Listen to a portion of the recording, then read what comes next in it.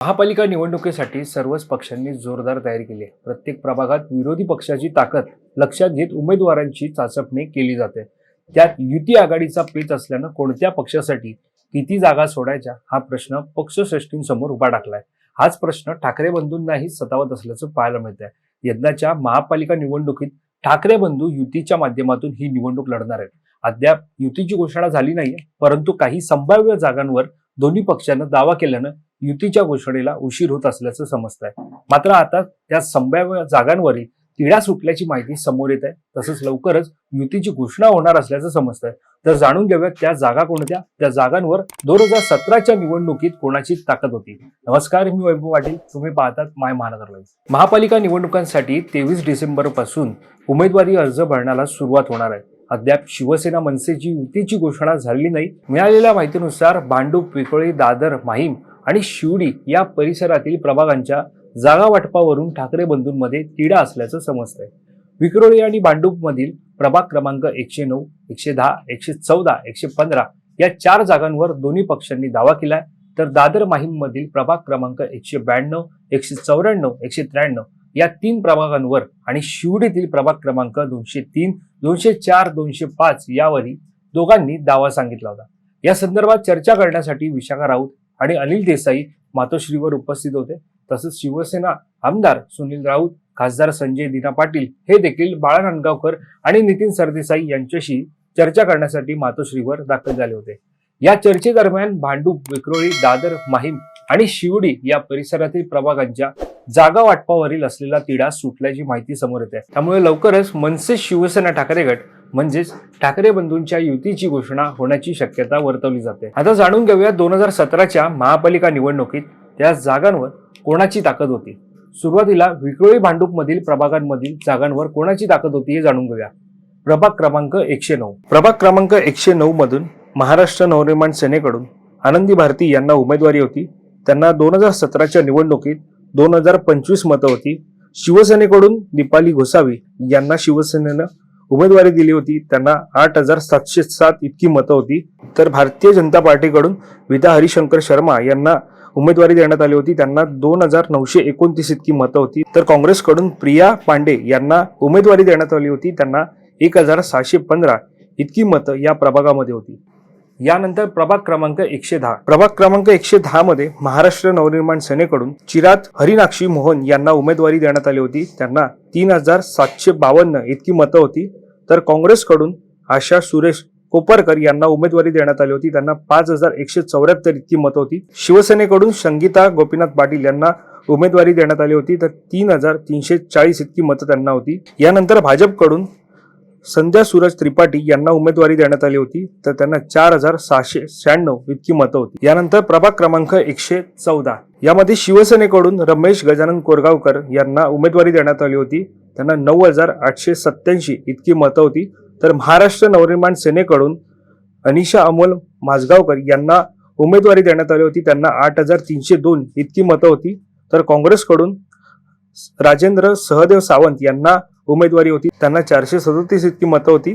तर भारतीय जनता पार्टीकडून मिलिंद तुकाराम कोरगावकर यांना उमेदवारी देण्यात आली होती. त्यांना एकूण 1,773 इतकी मतं होती. यानंतर प्रभाग क्रमांक 115 यामध्ये भारतीय जनता पार्टीकडून जितेंद्र दत्तात्रय घाडीगावकर यांना उमेदवारी होती. त्यांना 4,949 इतकी मतं होती. तर काँग्रेसकडून काशीनाथ दामोजी कराडकर यांना उमेदवारी होती. त्यांना 2,353 इतकी मतं होती. तर महाराष्ट्र नवनिर्माण सेनेकडून वैष्णवी विजय सरफरे यांना उमेदवारी देण्यात आली होती. तर त्यांना 2,778 इतकी मतं होती. तर या निवडणुकीमध्ये विक्रोळी आणि भांडूप या प्रभागातील उमेदवारी आणि त्यांना मिळालेली मतं ही आपण पाहिली. यानंतर दादर आणि माहीम प्रभागामध्ये कशा प्रकारे उमेदवारी होती आणि त्यांना किती मतं मिळाली होती हे जाणून घेऊयात. यानंतर दादर माहीम मधील प्रभाग क्रमांक 192 मध्ये शिवसेनेकडून प्रीती प्रकाश पाटणकर यांना उमेदवारी होती. त्यांना 10,525 इतकी मतं होती. महाराष्ट्र नवनिर्माण सेनेकडून स्नेहल जाधव यांना उमेदवारी देण्यात आली होती. त्यांना एकूण 8,428 इतकी मतं होती. काँग्रेसकडून हर्षल जितेंद्र कांबळे यांना उमेदवारी देण्यात आली होती. त्यांना 2,394 इतकी मतं होती. तर भारतीय जनता पार्टीकडून वैभवी भाटकर यांना उमेदवारी देण्यात आली होती. त्यांना एकूण 7,367 इतकी मतं होती. यानंतर प्रभाग क्रमांक 193 मध्ये शिवसेनेकडून हेमांगी वरळीकर यांना उमेदवारी देण्यात आली होती. त्यांना जवळपास 13,771 इतकी मतं होती. तर महाराष्ट्र नवनिर्माण सेनेकडून रोहित कोळी यांना उमेदवारी होती. त्यांना जवळपास 4,820 इतकी मतं होती. काँग्रेसकडून अतित मयेकर यांना उमेदवारी होती. त्यांना जवळपास 1,444 इतकी मतं होती. तर भारतीय जनता पार्टीकडून जयंत दत्ताराम नटे यांना उमेदवारी होती. त्यांना जवळपास 4,811 इतकी मतं होती. यानंतर प्रभाग क्रमांक 194 यामध्ये शिवसेनेकडून समाधान सरवणकर यांना उमेदवारी देण्यात आली होती. यावेळेला त्यांना 8,623 इतकी मतं होती. तर महाराष्ट्र नवनिर्माण सेनेकडून संतोष धुरी यांना उमेदवारी देण्यात आली होती. त्यांना जवळपास 6,684 इतकी मतं होती.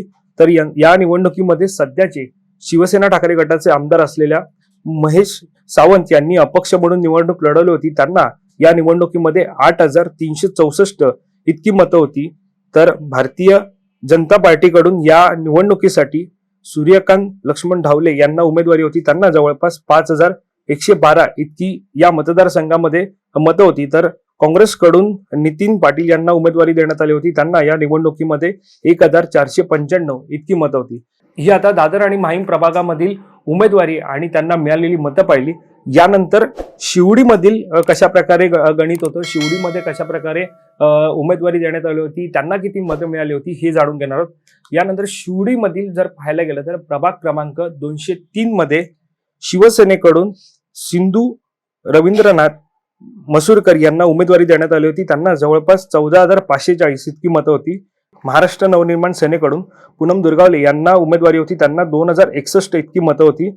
काँग्रेसकडून विद्या चंद्रशेखर जंगम यांना उमेदवारी होती. त्यांना 1,497 आणि भाजपकडून तेजस्विनी अंबोले यांना उमेदवारी होती. त्यांना जवळपास 9,722 इतकी मतं होती.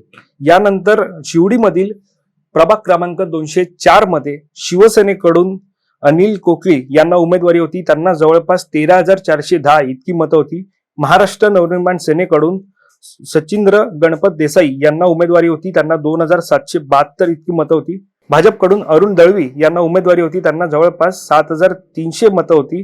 तर काँग्रेसकडून प्रकाश रामकृष्ण सावंत यांना उमेदवारी देण्यात आली होती. जवळपास 1,420 इतकी मतं त्यांना या निवडणुकीमध्ये पडली होती. यानंतर प्रभाग क्रमांक 205 मध्ये पाहायला गेलं तर शिवसेनेकडून दत्ता पोंगडे यांना उमेदवारी देण्यात आली होती. त्यांना जवळपास 13,859 इतकी मतं होती. महाराष्ट्र नवनिर्माण सेनेकडून विलास सावंत यांना उमेदवारी देण्यात आली होती. यांना जवळपास 6,175 इतकी मतं होती. तर भाजपकडून राजेंद्र मोहन घाग यांना उमेदवारी देण्यात आली होती. त्यांना 2,850 इतकी मतं होती.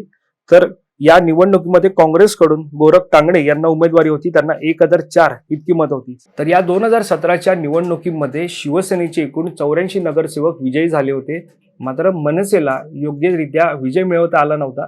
त्यामुळे आता युती करत असताना ज्या प्रभागांवरती, ज्या जागांवरती दोन्ही ठाकरे बंधूंकडून दावा केला जातोय आणि ज्या जागा ठाकरेंसाठी म्हणजेच राज ठाकरे यांच्यासाठी असेल किंवा उद्धव ठाकरे यांच्यासाठी युतीच्या माध्यमातून लढवल्या जाणार आहेत, त्यावरती आता यंदाच्या निवडणुकीमध्ये कशा प्रकारे निकाल लागतो हे पाहणं महत्त्वाचे ठरणार आहे.